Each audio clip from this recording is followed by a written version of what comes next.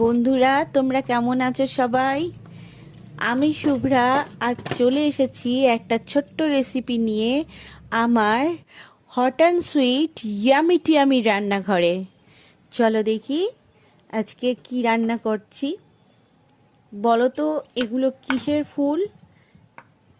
ঠিক ধরেছো, এগুলো হলো বক ফুল। আর এই যে ব্যাটার একটা তৈরি করে নিয়েছি, এই ব্যাটারটার মধ্যে আমি 4 চামচ বেসন, 2 চামচ কর্নফ্লাওয়ার, যদি কর্নফ্লাওয়ার না থাকে আপনারা অ্যারারুট দিতে পারেন, 1 চামচ ময়দা, অল্প একটু হিং, অল্প একটু তেল ময়ানের জন্য, অল্প একটু বেকিং সোডা আর অল্প বেকিং পাউডার, কালো জিরে 1 চামচ, স্বাদ মতো লঙ্কা দিতে হবে, অল্প স্বাদ মতো নুন, আর অল্প ব্যালেন্স করার জন্য একটু মিষ্টি দিতে হবে।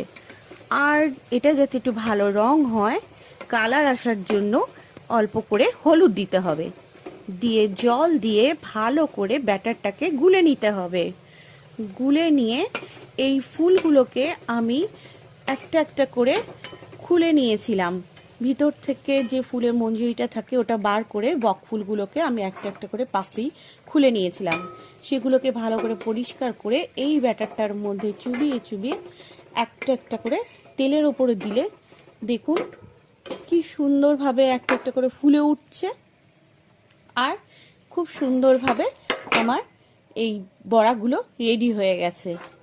আপনাদের যদি ভালো লেগে থাকে তাহলে আপনারা এইভাবে রান্না করে একবার এই বড়াগুলো ভেজে দেখবেন। আর আমার চ্যানেলটিকে সাবস্ক্রাইব করে দিয়ে লাইক শেয়ার কমেন্ট করে দেবেন।